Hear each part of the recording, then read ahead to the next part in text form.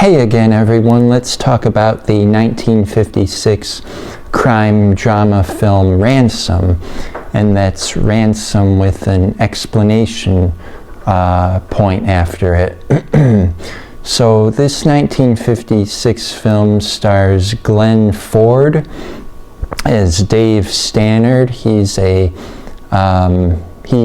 his family has a vacuum cleaner empire, so he's portrayed as a very wealthy guy with a lot of resources.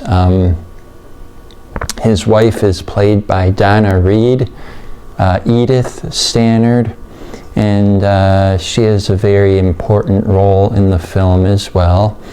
Other supporting roles are Juano Hernandez, who is Jesse Chapman, their main butler, and also Leslie Nielsen, and he plays a reporter and named Charlie, and this is widely regarded as Leslie Nielsen's first film role as an actor.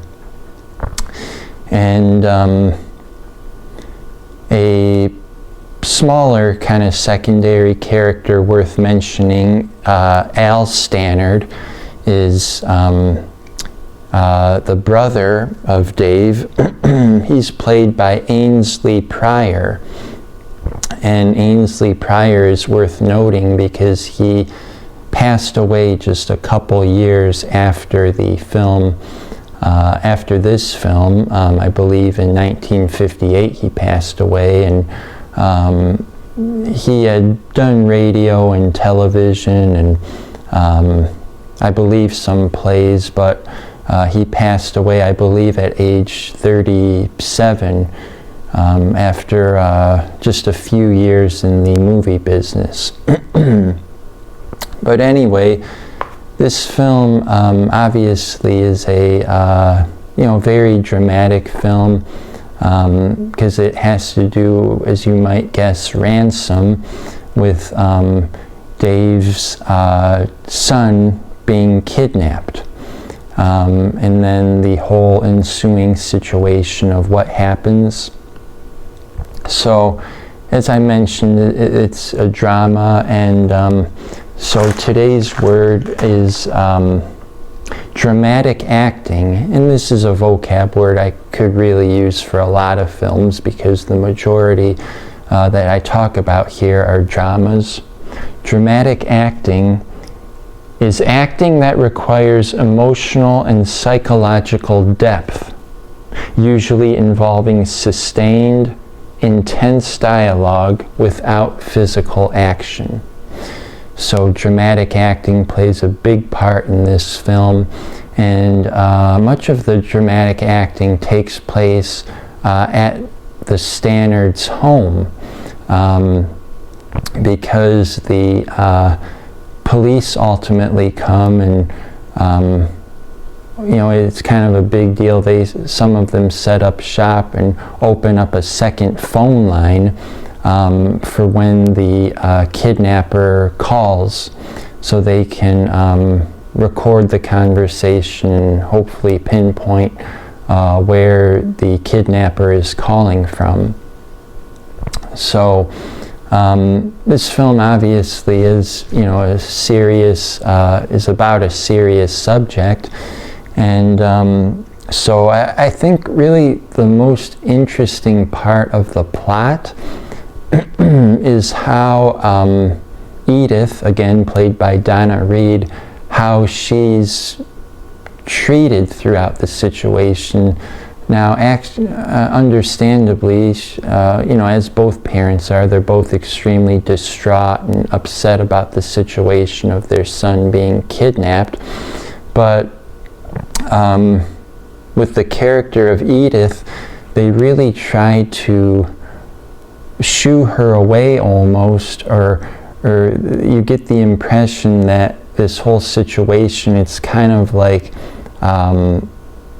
guys work only, where they almost can't be bothered with Edith. So it's mentioned probably at least 3 or 4 times where Edith is actually, whether they give her medicine, or different drugs, or even drinks to calm her down, and hopefully just to get her away from the situation and send her to her bedroom so that they can deal with the whole Ransom situation. So yeah, it's mentioned several times with, giving Edith a sedative, and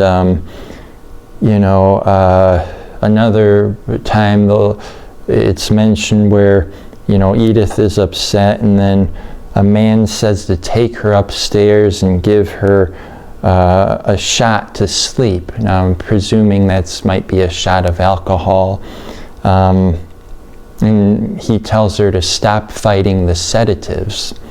So yeah, I mean, and then even later on, Edith is, it's like they're treating her like she's the unstable one. They say to call the doctor, to help Edith, and also, there's something that she wonders, are they bribing the doctor to keep her drugged?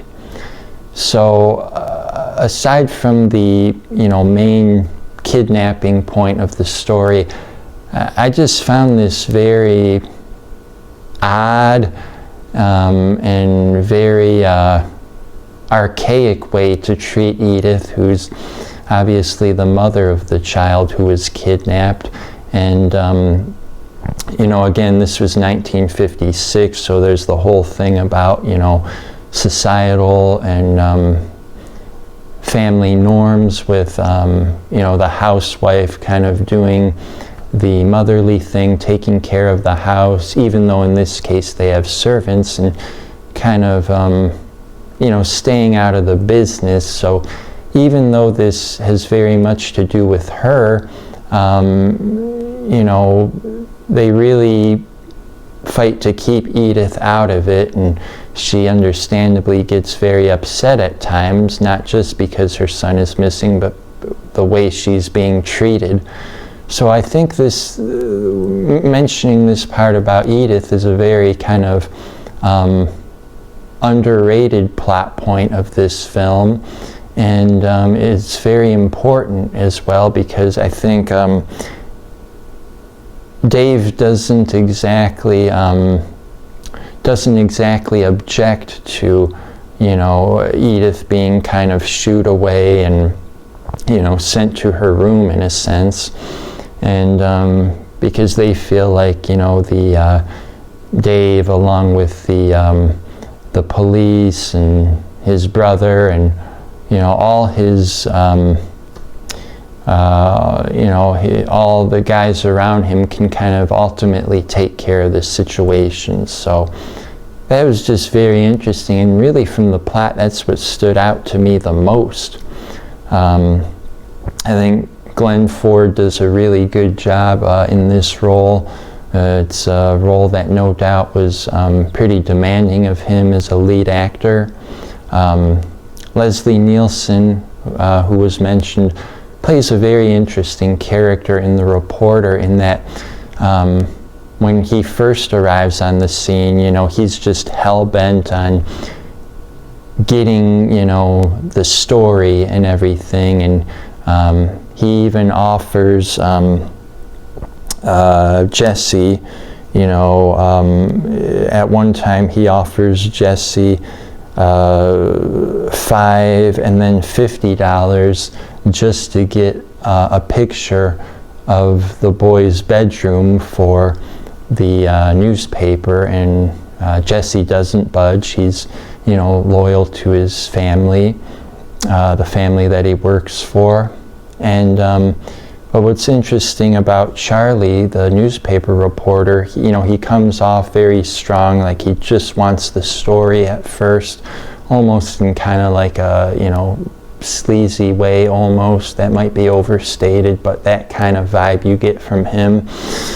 And then later on in the film, he evolves into more of a protector of the family in a sense. So that was very interesting how his character, Charlie the reporter, evolved in that sense, where it seems like at least he, cared about the family's feelings and, tried to keep other reporters and stuff who were waiting outside the home kind of at bay, and almost told them to show, respect. Maybe it was partially because he was, also the alpha reporter who was the first one to have the scoop, but it seems like he generally did, end up having more of a heart than what would initially have appeared from the earlier scenes. So obviously in analyzing this 1956 film Ransom, I should at least mention the well-known film versions starring Mel Gibson and Gary Sinise as the bad guy in the 1995 version. I believe that was the exact year, the film of the same name, although the newer version did not have the exclamation point in the title. But the only reason I'm mentioning the newer film, I'm not, comparing and contrasting them wildly,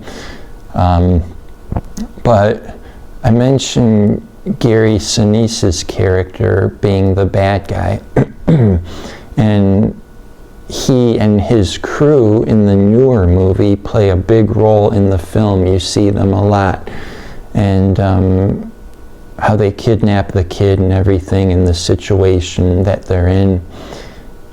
However, in the 1956 film version of Ransom,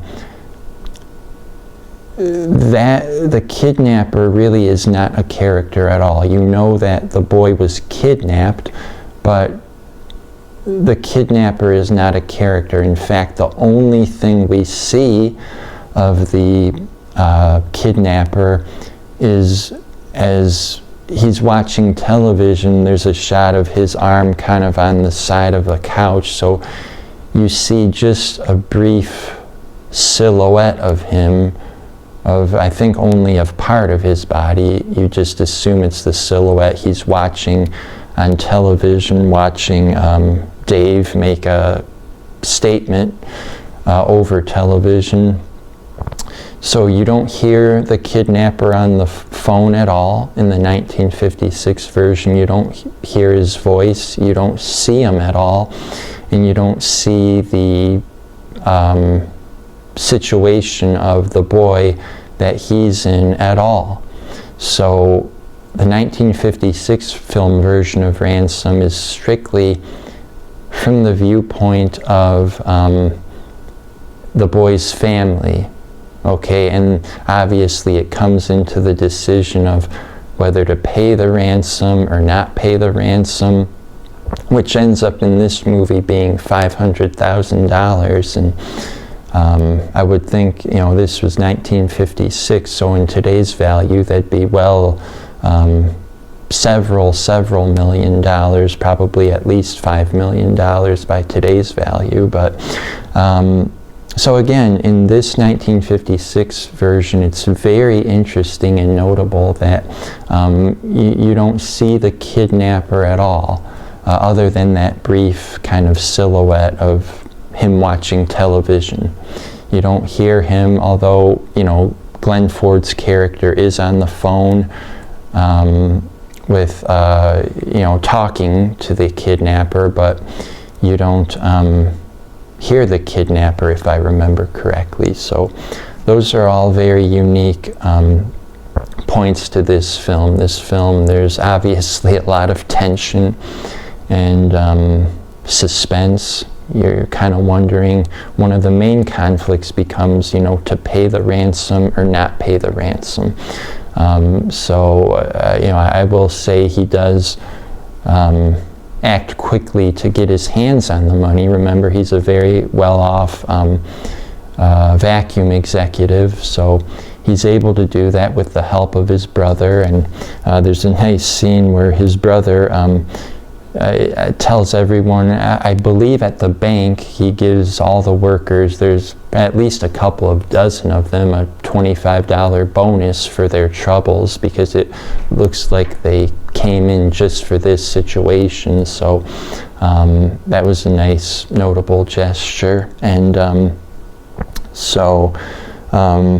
yeah, also want to mention Juano Hernandez again. Now, Juano Hernandez was an actor I had, whose work I had seen before, most notably in the 1949 film Intruder in the Dust. And that 1949 film Intruder in the Dust, where Juano Hernandez is more of a main character, maybe slightly supporting, but he's a focal point of the story in Intruder in the Dust. And that is a wonderful film.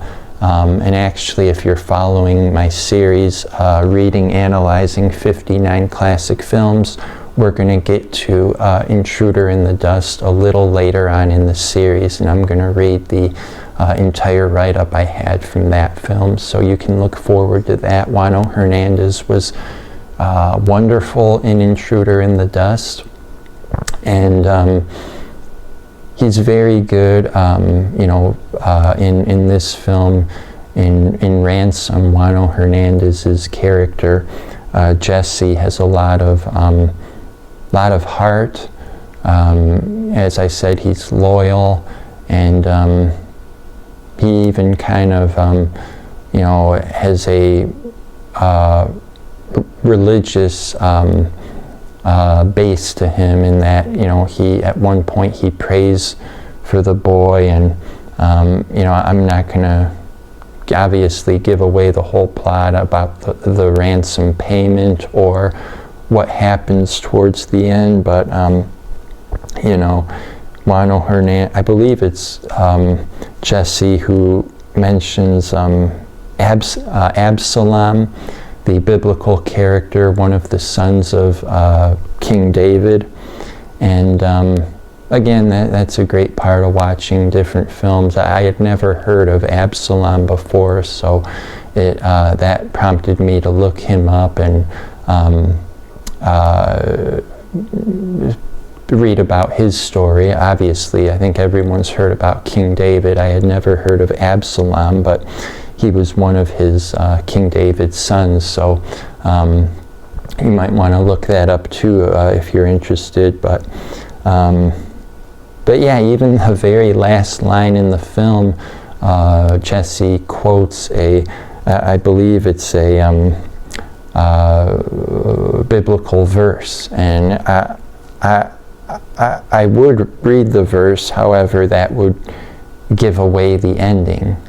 So I don't want to do that, but Juano Hernandez's character, Jesse, is just very thoughtful. There's another scene where Dave falls asleep on a chair in the living room or in the house, and Jesse just gently straightens his legs out so that he's a little more comfortable as he sleeps.